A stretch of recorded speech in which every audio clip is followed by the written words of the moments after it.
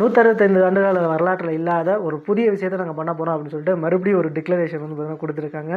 யார் அப்படின்னு பார்த்தீங்கன்னா அமெரிக்காவோட பிரசிடென்ட் டொனால்ட் ட்ரம்ப். ரெகுலராகவே அவர் நிறைய வந்து பார்த்தீங்கன்னா அன்எக்ஸ்பெக்டடான டிக்ளரேஷன்லாம் நிறையா கொடுப்பாரு. அது நமக்கு பழகினது தான். பட் ஆனால் இது வந்து பார்த்தீங்கன்னா அது நிறையா நாடுகளை பாதிக்கவும் செஞ்சுருக்கு, ஓகேங்களா. ஆனால் இந்த டிக்ளரேஷனில் எந்த நாட்டுக்கும் எந்த பாதிப்பும் வரப்போவது கிடையாது. அப்படி என்ன டிக்ளரேஷன் அப்படின்னு பார்த்தீங்கன்னா, யூஎஸோட டாலர் இருக்குல்ல, அவங்களோட செலவாணி நோட்டு, அதில் இனிமேல் டொனால்ட் ட்ரம்ப்போட கையெழுத்தும் இடம்பெறும் அப்படின்னு வந்து சொல்லியிருக்காரு. அதாவது அந்த நாட்டோட பிரசிடென்ட் சைன் வந்து பார்த்தீங்கன்னா இடம்பெறும் அப்படின்னு சொல்லியிருக்காங்க. இது வரைக்கும் 165 ஆண்டுகள் வரலாற்றில் இது கிடையாது. 1861 தான் முதலாக அமெரிக்காவில் காகித பணம் அப்படிங்கிறத கொண்டு வந்தாங்க. அப்போலேருந்து இப்போ வரைக்கும் எந்த பிரசிடெண்ட்டோட சைனும் ரூபாய் நோட்டுகளில் இடம்பெறவில்லை.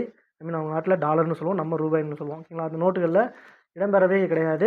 இப்போ முதல் முறையாக கொண்டு வரோம். அப்போ அவங்க நாட்டில் டாலரில் யாரோட சைன் ரெகுலராக இருக்கும், இவ்வளோ நாளாக இருந்திருக்கு அப்படின்னா ட்ரெஷரி ஆஃபீஸர், அதாவது கருவூல அதிகாரின்னு சொல்லக்கூடிய அவங்களோட சைன் இருக்கும். அதுக்கப்புறம் ஃபினான்ஸ் மினிஸ்டரோட சைன் வந்து பார்த்தீங்கன்னா இருக்கும். இப்போ முதல் முறையாக பிரசிடெண்ட்டோட சைனும் வந்து பார்த்தீங்கன்னா இடம்பெறும் அப்படின்னு சொல்கிறாங்க. 165 ஆண்டுகள் வரலாற்றில் இது மாதிரி யாருமே வந்து பார்த்தீங்கன்னா பண்ணதே கிடையாது. இப்போ ஃபஸ்ட் டைம் வந்து பார்த்தீங்கன்னா சொல்லியிருக்காங்க.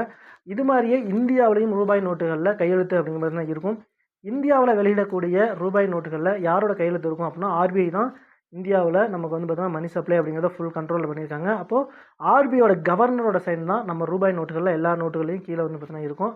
அதே மாதிரி உங்களுக்கு இன்றைக்கான கொஸ்டின் என்ன அப்படின்னா, ரூபாய் நோட்டுகளை கையெழுத்திட்ட ஒரே பிரைம் மினிஸ்டர் யார் அப்படிங்கிறத மறக்காமல் கமெண்ட் பாக்ஸில் கமெண்ட் பண்ணிங்க. வீடியோ மறக்காமல் லைக் பண்ணிவிட்டு உங்கள் ஃப்ரெண்ட்ஸுக்கு எல்லாருக்கும் ஷேர் பண்ணுங்கள். மறக்காமல் நம்ம சேனலோட அஃபீஷியல் டெலிகிராம் சேனலை ஃபாலோ பண்ணிங்க. ரெகுலர் கரண்ட் அஃபேர்ஸ் அப்டேட் உங்களுக்கு அதில் கிடைக்கும். தேங்க்யூ.